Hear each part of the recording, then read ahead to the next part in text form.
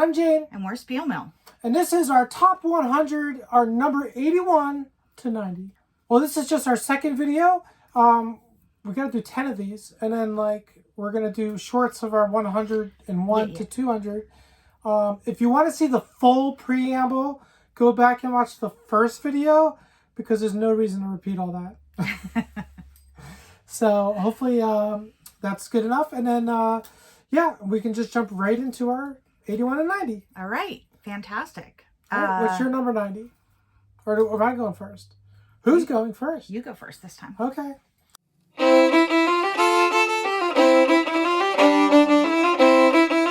My number 90 is a game I really enjoy. I get to play it every day for a whole year. It's called the Quest Calendar. Oh, wow. Now, an individual play of the Quest Calendar is really quick and light. It takes 2 minutes and you're done.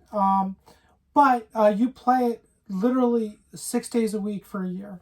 It's like a tearaway, page-a-day calendar, and it's an RPG. And you're going through and you're rolling dice and you're leveling up and you're battling monsters and making decisions and trying to have virtue or not have virtue. And so it's really fun.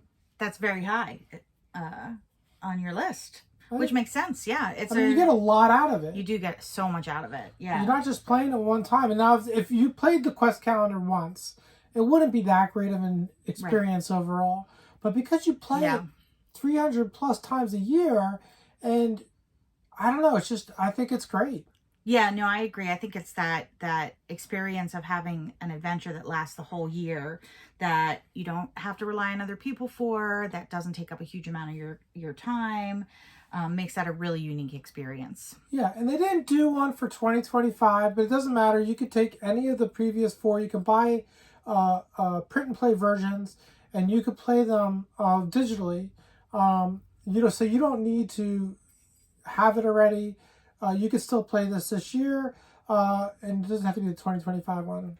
You just have to understand that the days may not line up, but the days of the week. But other than that, it works fine. And then, but I believe they're going to kickstart one in June or something like that, they're saying. So okay, great. The next one. So. Yeah, and we did the print and play. We have done the print and play. And the only thing we printed out were our character sheets. And then I just used the iPad for each day to save on paper. But it worked fine. There was nothing lost in the experience of having that on an iPad instead of an actual physical copy. So you could definitely go get it. Mm-hmm. Yeah. So that's my number 90 is the Quest Calendar, any of them from Sundial Games. All right. Well, my number 90 is it's down 3 from last year. And something that I did, there's a couple of games on my list that are representative of a group of games, right? And this is the first one of those. And so my number 90 is Queen Domino. It was the highest scoring of King Domino, Queen Domino, King Domino Origins, all of the variations. But I really love this game. I love the series of games. We play it on BGA a lot. We play King Domino on BGA a lot. Yeah. Queen Domino's not on there, but I like Queen Domino is my favorite. It's got the most of the group. It's the heaviest if you like a heavier game. Yeah. For one. And it has a little bit of an extra, as you said, it's heavier. It has a little bit of an extra thing where you're buying buildings, which I really, really like, and the tax collector. So there's just a couple of extra things to it that to me make it just a little bit more fun of an experience. But that being said, I love King Domino as well. We play it. We almost always have at least one game going on BGA.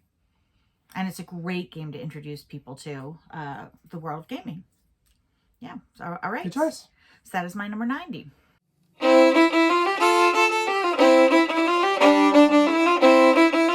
My number 89 is a game that is a bit on the heavier side than that.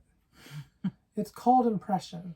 Oh, wow. Impression is about the printing press. It is from Attila Soji. Yes. From A Games. And it is so good. It is very, very heavy though. And if you're not into very heavy Euros, it's not for you. If you are, you might want to check this out because it's less known than, your Lacerdas or whatever. But it's very thematic. It's got some really interesting mechanisms in it. I find it very interesting. It's one of those games that has a lot of different things going on. You can travel on one part of the board over here. You can draft different tiles over here. You have a player board that has a Wingspan-esque activation system where it travels back through and anything along the way gets activated. That's really interesting. It's got a little printing press, what do you call that? Conveyor belt? Conveyor belt, where your press goes along and it gets improvements. And as it gets improvements, then you finish it, you get the points for the tile. And then there's a little expansion you can get where you emboss the tile and get more points. Yeah. It's really, really well thought out, very thorough, and just super fun and interesting. I really like this one a lot. I love the action selection mechanism on this too, where you've got a grid and you're moving your player piece, and there's 2 actions on each square. If you choose the bottom one, it is I think stronger. I'm gonna not remember now. It's stronger. The bottom one's stronger, but once you're on the bottom, you can't move again until you unlock your workers. Right. So you have 2 workers, and so you can move them both until they're both on the bottom of actions, and then you have to spend a turn unlocking them. Now, unlocking them is not a total waste because you also got things when you did that. Yeah. So it was also an action. Yeah. It just wasn't as powerful. But you could be strategic too about where, like, the top and bottom actions. And so you could choose a bottom action knowing that you were going to unlock on the next turn and that you were going to get some benefit from the top action then. And it just, a really great game. Good choice. Super interesting. It's a brain burner, and it's definitely not for the lighthearted, but I really enjoy it. Yeah. So that's my number 89 is Impression. All right. Excellent choice.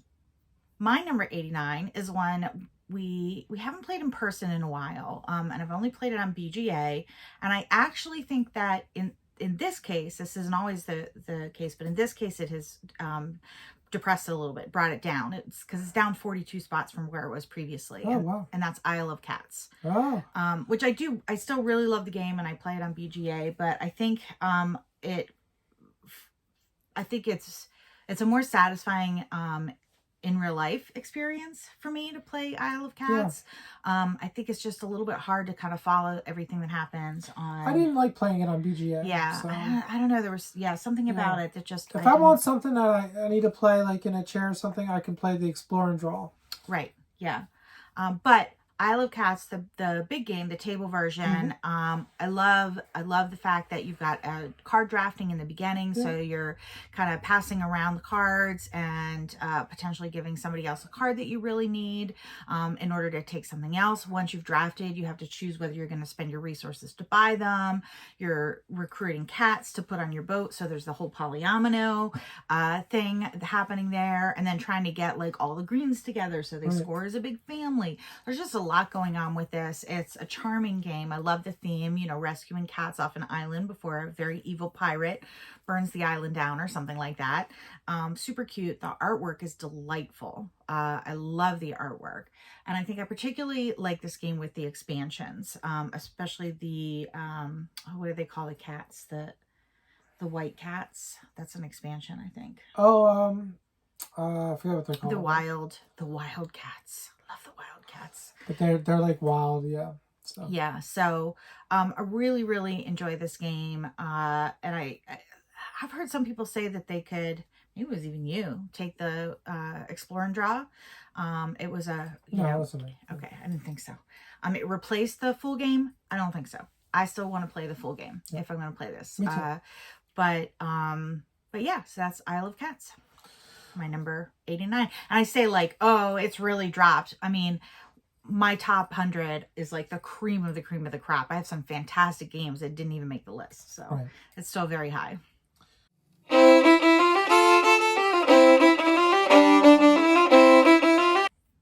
My number 88 is a game that is new to my list. It is a reasonably new game. It's a pretty cool game. It's got a really cool theme, and that is Ottawa. Oh. Ottawa is about bats. It's from Uwe Rosenberg, and it's really cool. I really like the decisions in this game. you've got these player boards with these tracks, and you want to cover them, cover them. Now you want your things in play to unlock the most bonuses. And the more of them you can get onto your little player area, the more bonuses you can unlock. Oh my god, I just really love you can only have bats in certain buildings, and so it's important to be able to have enough space for all your bats and all your your goats and everything. And so you got to manage all that. So it's a big resource management game. It's got like 30 action spaces, so you have a lot of options in terms of your actions and how you do them. I really like it. I like it a lot. I like the theme a lot, so that's carrying it a little bit. But I like the mechanisms too. Yeah, the ecological harmony between people and the bats that are harvesting the guano. It's a cool backstory. Yeah, it is really cool. It's really cool. I love it. Good choice. So, that's my number 88 is Ottawa. My number 88 is new to the list this year. It's another one that we play in BGA, and that is Earth. This one is another one I prefer to play in person. It's a lot to keep track of on BGA. This is really hard to play online too. Yeah. You've got so many different scoring conditions that you're trying to keep track of. And so many cards. I mean, sometimes your hand of cards has like 20 cards in it. It's hard to keep track of in person. It is. But I love this game. You're building this tableau of a variety of things, plants usually. It's flora and fauna for the most part. And your scoring conditions are based on the interaction of like wildlife with that flora and fauna. So if there's like the buffalo score, if you have the right, I don't know, grasses, or if you have 4 grassland in a row, or I don't know, I'm making that up, but you know what I mean. So the scoring, extra scoring conditions are based on, again, that real life ecology that we love so much. I mean, I'll say it, anytime we talk about a game where it actually has mechanisms that make sense in terms of mimicking the real life interaction of the ecology, I love that. Yep. And it's just, I love tableau building and the interaction of different cards with each other. And then what I think is super cool is that when somebody else chooses a type of action, let's say they choose a yellow action, you get to do the yellow action at a lower power, but then you also get to do all of the card powers. So each card has a power on it. It might be yellow, it might be blue, it might be yellow and blue, it might be wild. So there's just a lot happening here. And I love a game where there's no downtime because you're waiting to see what your other players do and what that's going to get you. And so when you're picking cards, it's not just for that primary scoring condition. It's also for that secondary power. Like we had a game once where you had a card that let you continually draw cards. And so you just had a killer hand and you weren't struggling to get cards for anything. And I think you also had a turn compost card at the same time. Good combo. It's like an engine. So. Yeah, the engine there was amazing. And so you can do that kind of thing. You can build that engine. I mean, it just ticks all the boxes. Again, the only, I think, detriment to it is there's a lot happening. There's a lot to keep track of. And those things that you're keeping track of change every game because it's dependent on what card comes out. So like if you only played Earth, or it was one of 5 games in rotation and you got to know the cards really well, it would be a little bit less brain burny. But as it is, it's pretty brain burny. And sometimes that can be a struggle, both online and in person, which I think probably is why it's where it is. I find it a little bit overwhelming, so that's the negative for me, but I enjoy it. So it's a good game. Yeah. Did make my list.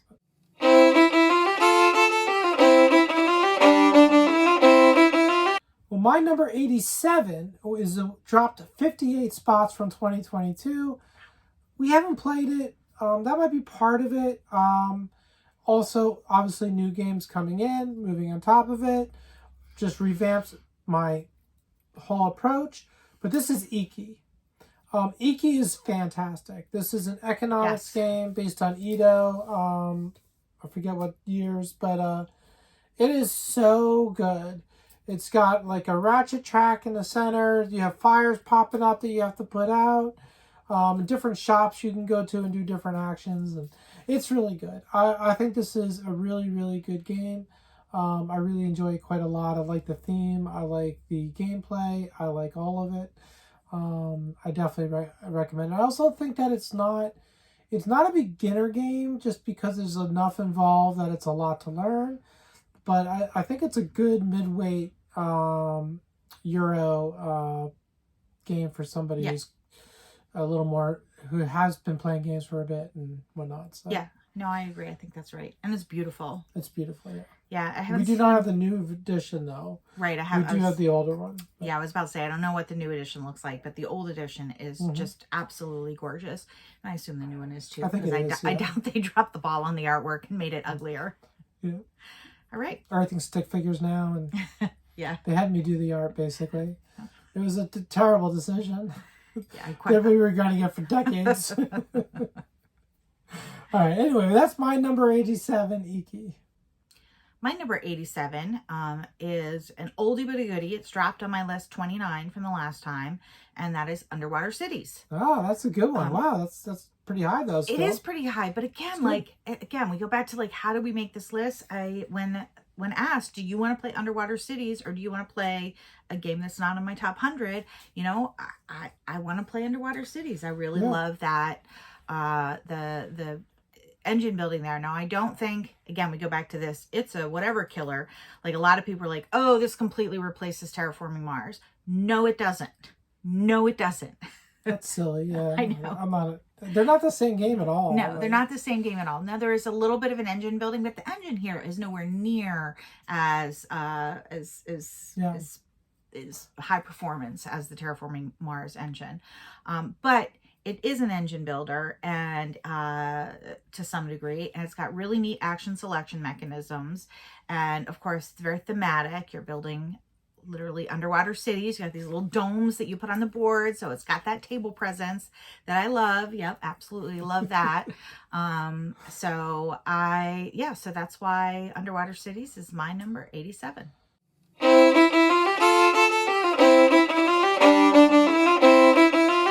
My number 86 is a game that I started playing a lot on BGA influence here, and then we got it, and that's Applejack. Yes. Love Applejack. I could play this over and over and over. It's got such a warm theme and feel to it, aesthetic, which I think really just adds to the gameplay experience. Yeah. And the gameplay, it's simple but good and addictive. And just trying to arrange these apples to maximize your points and get your income as well. So you're getting income throughout the game so that you're never running low on apples, but also getting more points. Really, really good game. And you're basically looking to create clusters of the same colored apples, and they're little hexagonal pieces, and they go, on the board. And then you line up these numbers on them, and when you line them up, you get income back. So it costs you honey to play a tile. Maybe it costs you 8 to play it, but maybe if you line that 8 cost thing up against an 8 on another piece, you get 8 back. So it costs you nothing. Right. And I like that. That's pretty clever how it's done. So I really enjoy this one. I can play it online. I can play it in person. Either one. I do wish the components of the physical board game were higher quality. They're not very good. They're not very high quality. The boards are thin, and I just would. This is a game I would like to have a high quality version of. Yeah, I hope they do republish it at some point with thicker, maybe double layer player boards and thicker pieces. Or make an option to buy them separate or something. But yeah. So that's all. Applejack is my number 86. All right. Well, my number 86, also big dropper, dropped 52 spots.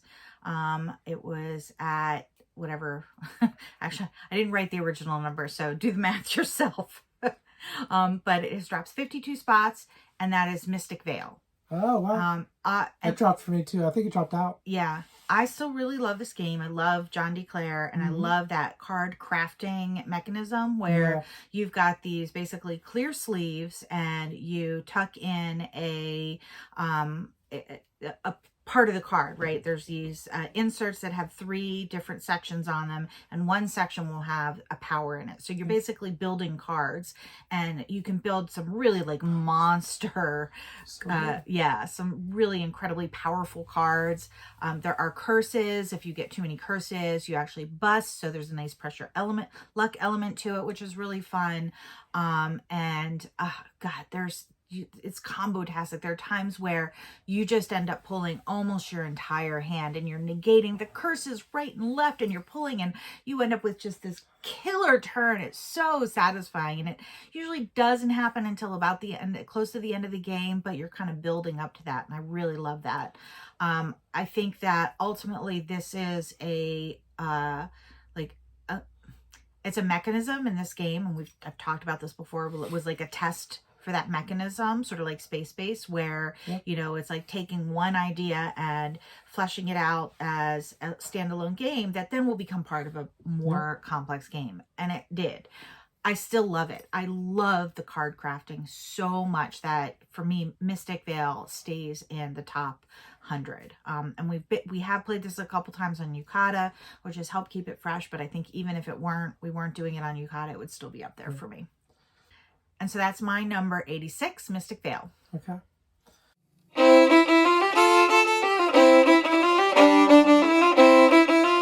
My number 85 is also new to the list. This is the 4th new to the list in the set so far. And this one is higher than I expected, but it's such an interesting action selection system. And this is Dampierre. Oh. This is a heavy Euro winemaking game. And the action selection system, first of all, there's like 4 or 5 different actions, and each one you can only do like 3 or 4 or 5 times or something. But you can also power up different actions to make them even more powerful. And it's just really interesting how that works. There's a cost to doing each action that's different depending on where you go. And so it's really cool. Really enjoy that. It's got a board with a map, and you're moving around in there. You don't really you worker placement on there, but then you're lining these people up on roads to your sales agents. It's kind of abstract, but that part for sure. But it feels thematic too. I just enjoy it overall. Enjoy it quite a bit. It's a heavy Euro though, so if you're not into heavy Euros, again, definitely not for you. But I don't know why you're watching us if you're not into heavy Euros. Just kidding. Thanks for being here. Yeah, we do all kinds of games. We do all kinds. So that's my number 85 is Dampierre.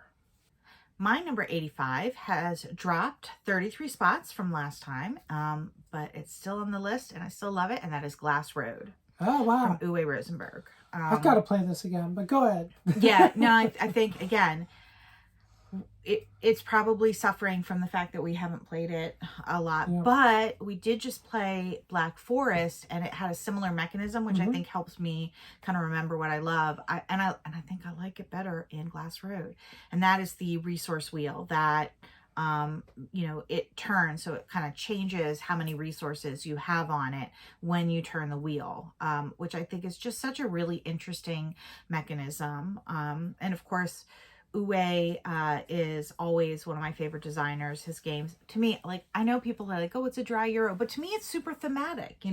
You're collecting the things that you need to make glass, or to run a farm, or build a whatever. And so I really love Glass Road. And again, that resource wheel to me, this is where I believe Uwe introduces it, was such a interesting and clever way to not only track your resources, but then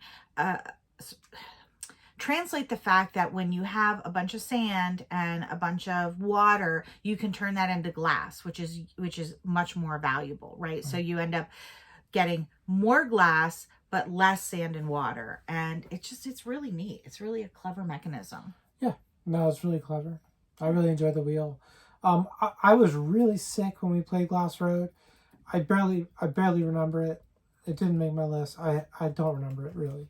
I tried to play it on BGA, but I was clueless what I was doing. Yeah, we're gonna have to get back to the table this year.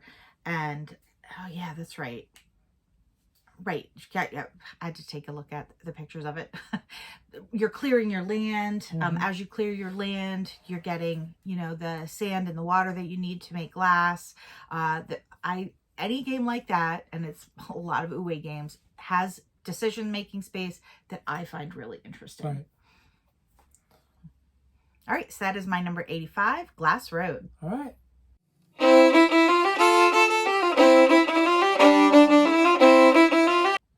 My number 84 is a game we played recently. Only dropped 7 spots since 2022. A very thematic game, and that is Belgian Beers Race. Oh, yeah. I love Belgian Beers Race. This is, I don't think it has enough renown, but it's, you're traveling around Belgium.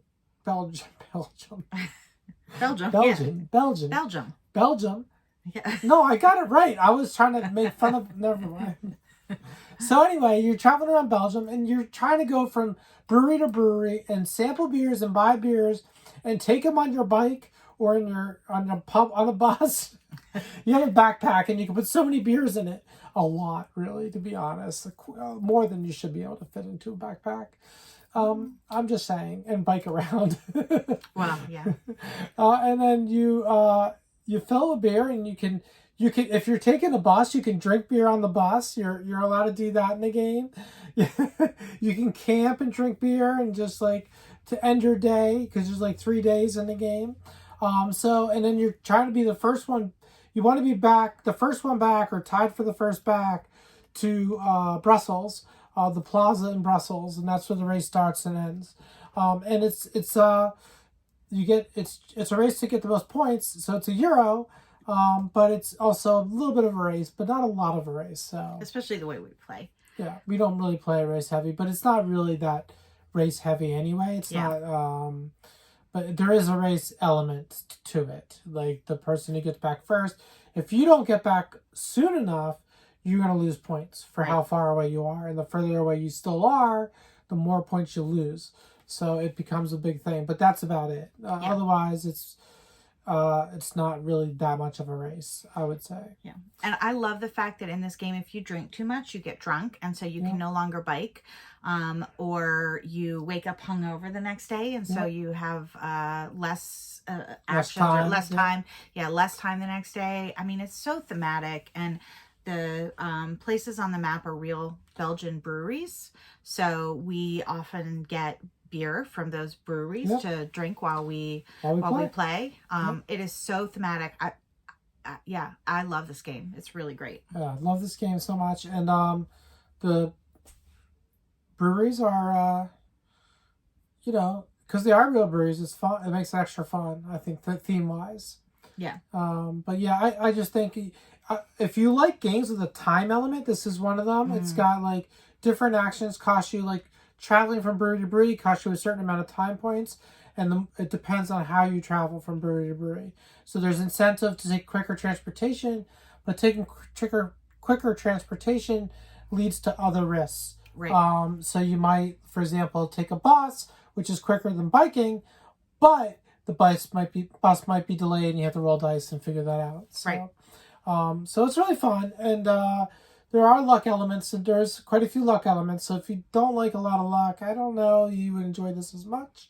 But it's not strictly luck driven, but it's got a fair amount of it. So yeah, that's my number 84, and that's Belgian Beers Race.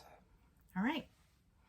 Well, my number 84 has also dropped. Apparently, we're in the section of the list where most things are dropping, which makes sense. We're in the lower end, right? It is, it's dropped 54, though, all right, and that is Champions of Midgard. Oh, wow. Yeah. Wow. I really love this Viking game. I don't generally love battle games, but I like the way this game does it. Well, you're not battling each other. Right. So that helps. That's right. That's true. And I don't mind battling monsters. But for a monster battle game, one of the things I really love about this game is you spend the first sort of phase of each round doing things like recruiting warriors and getting rune cards or fate cards or getting food, doing all of the getting wood, right? Doing all of those things to build up so that then when you get to the battle phase and you either fight a troll or fight a monster, a dragor, Yeah, maybe. something like that, that you're ready to do it. You're sort of you've got all your warriors ready. Yep. I really like this with the Valhalla expansion. I was about to say that. Oh my god, that's my favorite, because when you battle a monster you tend to lose warriors, but in the Valhalla expansion, when you lose warriors, they go to Valhalla and then you get something. Right. It's so awesome. Oh my god, I love it so much. And that really helps when you lose a battle, because in the original game, if you lose a battle, you kind of get nothing, and you lose warriors. So you're kind of back to where you were. But with the Valhalla expansion, you lose a bunch of warriors, but you get a bunch of stuff. Yeah. Which helps compensate for losing. Yeah. And this is one that we're playing recently on BGA. The only problem with it on BGA is I can't exactly see what type of warriors are on the dice. So, which is a me thing, not an anyone else thing. Okay, they're represented by how many spears. I know. Yeah. I can't tell the difference between like a spear and a sword. I see. And so like I actually, in one of the recent games, went to try to challenge a dragger, whatever, and realized I had completely the wrong dice. They weren't going to do anything. Some of the monsters have say like you can't damage them with spears. Right, and I had nothing but spears when I thought I had swords, so I just couldn't see it online. So it's kind of hard, some of those fine details to pay attention to, and of course, because also then the Valhalla expansion is in there, I just lost my warriors. That was it. I didn't get anything for it. So. Yep. It is what it is. But I do really love this game a lot still. And that is that's my number 86, Champions of Midgard. 84, I believe. What did I say? 86. Yeah, that's my 84, Champions of Midgard.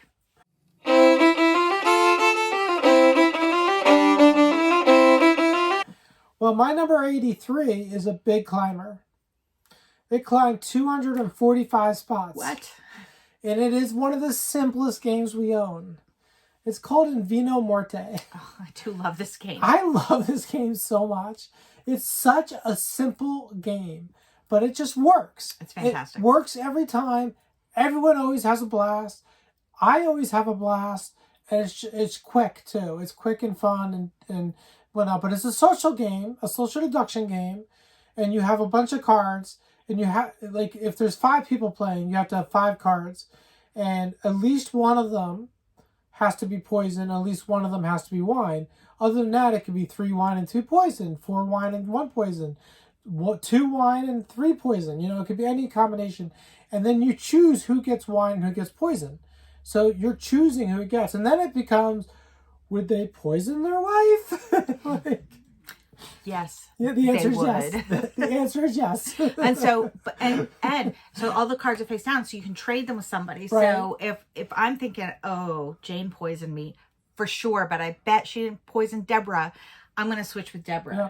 And then Nick, Deborah's husband, might think, oh, shoot, I poisoned Deborah, or I didn't poison Deborah, but I think Jane poisoned Jen, so I'm going to switch with Jen.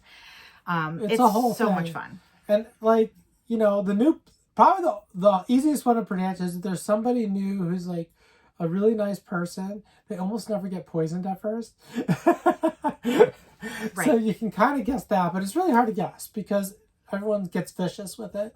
But it's really fun and not vicious. It is an elimination game, but it doesn't matter because the rounds are so fast. Like it plays in less than 15 minutes, usually less than 10. And then you just jump into another game of it or go on to your big game for the night or whatever. Yeah. So it's a filler game, but it's fun. It is. I enjoy it. It's probably one of my favorite social deduction games because it's not really a genre I love per se, or it's not my favorite genre, I should say. But well, I think part of the fun of this one is you're making the decision of who's going to be poisoned. It's not random or anything like that. Yeah, it's not like, oh, whoever's the werewolf, whatever. That adds to it's the whole Princess Bride scenario too. Right, exactly. Everyone always makes Princess Bride jokes because everyone has seen it anyway, you know, like gets a kick out of that fact that they're basically playing a game that's the Princess Bride game. Yeah. So that's my number 83 is a huge climber in Vino Morte. Makes sense to me. All right, my number 83 is another one of these games that is filling in for the set of games under this banner, and that is Micro Macro Climb City. Climb City? Crime City. It's up 15, so it is Climb City in this case. It must have been about 98 last time, so it was on my list, but I think I'm deepening my appreciation for it. This whole series has been such a delight. When Jane was really sick, we bought 2 copies, so we didn't have to hover over a table. She could sit in her chair. I couldn't hover over a table. So. Exactly. You could sit in your recliner, and you could fold it up and look at it, and we could take our time with it, and it was just a really wonderful experience. We just recently got the 4th one. We only got 1 copy. We're going to see how that goes. We have never played it that way. I suspect it'll still be just as fun, but I think it's such a neat game. And so if you haven't played it, the premise is you get a map that looks like a Where's Waldo book, right? Super busy, lots of things happening, and then there's like 15 cases or 20 cases in each box, and it'll say Mr. Beaker lost his hat. Can you find him? He was at the Iceberg Cafe. Right. It'll give you hints, and then go ahead. Sorry. Oh, no, you're right. Yeah, and it'll give you hints, and you have to find the person, and then look for I see he's got, a knife sticking out of his back, or I don't know why he lost his hat, and there's a knife sticking out of his back, but, and it's a mystery, and you follow it along, and then you look for the next step, and then you take the next card, and you look for the next step, and you take the next card, and it just is so much fun. It is really, really delightful. It's a great game. You could probably play it with anybody. It's a little bit violent for children. There's a lot of murders in Crime City. A lot. It is aptly named. It is. Not only are the murders that you have on your cards to solve the cases, but there's a bunch of extra murders to throw you off the scent. Yeah, and also there's a lot of infidelity. I will say that. There's a lot of infidelity. So maybe not exactly for children.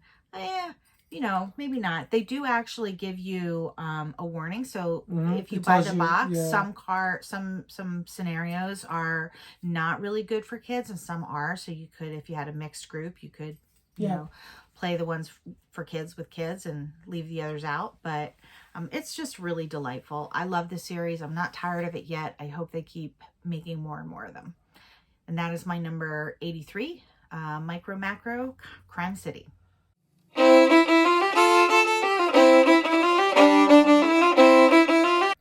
My number 82, I'm surprised this one stayed on the list because I haven't played it a lot.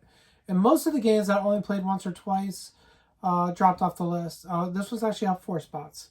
I must have just fond memories of playing it, and that is Rescuing Robin Hood. Oh, yeah. I really enjoy this. It's a cooperative game. Basically, you have like a Robin Hood card and a Marion card and maybe other cards, and they're held prisoner. And so there's a row of cards that are guards on top of them, and you have to defeat the guards to free them before you're defeated. Yeah. That's how you play. But anyway, it's really fun and light to medium. It's kind of deck building-ish, but not fully. It is, but it has that thing that... the game that you really like, not Relics of Rajalahara. No. It's the one where you are... You're talking about Arnak? Yes, thank you. Arnak. Keeping that whole thing in there. Just kidding.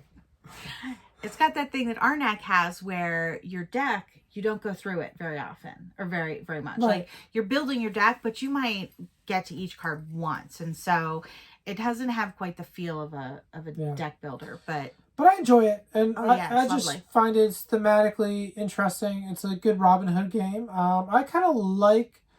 There's several good Robin Hood games now, so actually, but anyway, that's my 82, Rescuing Robin Hood.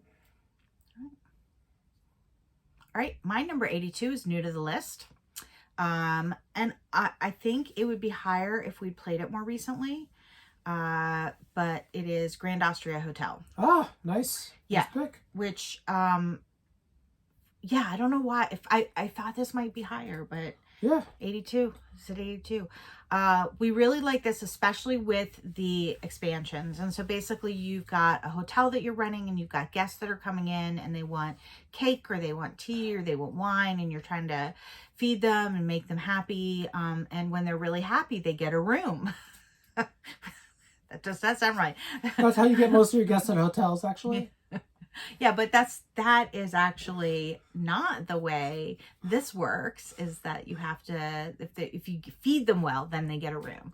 They don't come get a room and It's then all go based on the diet. It's- Wow, the food here is amazing. I gotta get a bed. And so then you're trying to like fill rooms in patterns, and you score based on the rooms that you fill and the patterns that they make, like all in a row or all in a column or something like that, or the highest room you get. We really like the expansions. I think particularly the ballroom expansion. Yeah. It just adds that extra something. Without that, to me, it's a fairly straightforward, simple Euro. Yeah, I think it adds a little depth. Yeah. To it. That's fun. Yeah, I think its appeal is limited without the expansions to me. It's fun. It's really good. But Yeah. it is really good and people love it. But for us, I felt I wanted those expansions to just give it that little bit of extra depth. Nevertheless, it is still lovely. And, you're hiring employees, which give you special powers. The action selection mechanism is really cool. You roll dice and then you take dice and you get the number of actions based on the number of dice that had that roll. So if it was a 4 and there were 3 4s, then your number 4 action has 3 power to it or something like that. Which is really interesting because maybe you really need to do the number 3 action, but the number 4 action has all the dice, and you kind of have to adapt your strategy or let one of the other players have the good powered action. Yeah. And sometimes you have to take, the one that the first or second action, and there's only 1 dice there, and it really stinks, but you just have to do that because you can't do anything else until you do it. And so you're kind of hamstrung that way. But that's really interesting because it forces you to adapt your strategy based on, the roll of the dice. So it's not a super luck heavy, but it has just enough of an element to, which I find interesting because it means that you're thinking on the fly, right? It also means every game's different. Yeah, exactly. Exactly. You can't just have a formulaic pattern you follow because the dice won't let you. So, yeah, so it's a very nice game, and it's also on BGA, so I have started playing it there as well. And that is my number 82, Grand Austria Hotel. Good choice.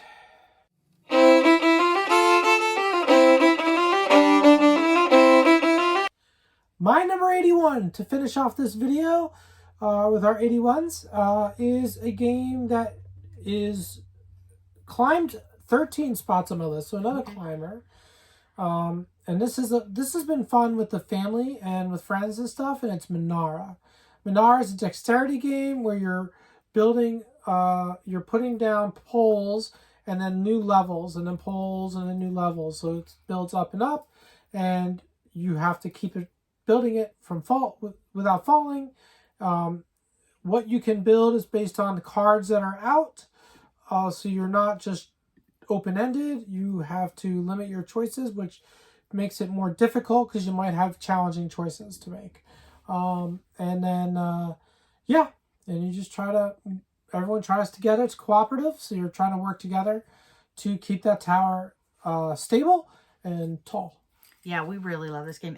And I think it's been said, but anytime you play this game, the cameras come out. Yeah, people are taking pictures of the tower that you've built that's pretty and impressive, and oh my god, I can't believe it hasn't fallen over yet. It is really a wonderful. I think it's gonna fall. Get the video going. Yeah. If you are skittish and don't like towers falling, which is fair, some people really don't. That can be clattery and bothery. This might not be the game for you, but if you can, they don't all fall. But enough of them do. Yeah. Well, that's part of the game. So, so that's my number 81 dexterity game, Minara. All right. Well, my number 81 was my biggest climber. Oh. It is up 283 spots from the last time. So, it is Tekenu, Obelisk of the Sun. Oh, you haven't even played that in a while. I know. I probably haven't played it since we did our last list. So why did it climb so much? Because The sun got in your eyes. because we played enough of the other T games and that type of game. Yeah, I mean, this one fell for me, but because I just haven't played it. Yeah. I love these designers. I love the series of games, and I don't think it's going to be the highest on my list. I actually am not really sure right now, but I still think this is my favorite, and had we played this more recently, it would be the highest on my list. Fair enough. It's got this big tower in the center, and as the rounds go, the sun moves, right? And so the shadow of the tower falls in a different space on the board. And when the shadow falls on a space, you can only do like the dark actions. If it's in the light, then you can do the light actions. And so I really think that is a really super interesting mechanism and way to sort of mitigate or limit what you can do. So you've got to kind of like plot out the course of your actions throughout the whole game, thinking about, okay, well, when is the light and the dark phases going to be? And then it has a thing that all the T games have, which I love. It's like a couple of different tracks that you're trying to move up, that each one gives you bonuses as you move up them. Obviously you want to get higher up on them to get the most points, but then again, moving up on multiple different spaces instead of just going straight up one to get to the points is going to give you more bonuses. So you're kind of trying to weigh that. That gives me that feeling of some of the roll and writes where it's like, you know, bonus, bonus, bonus, bonus when you trigger all of those different things in one turn, which I love. I love that. I love that about all the T games. And I think, even though I think it probably isn't the highest, although I'm not sure again, I think this one is my favorite if we just played it more recently. It is just fantastic.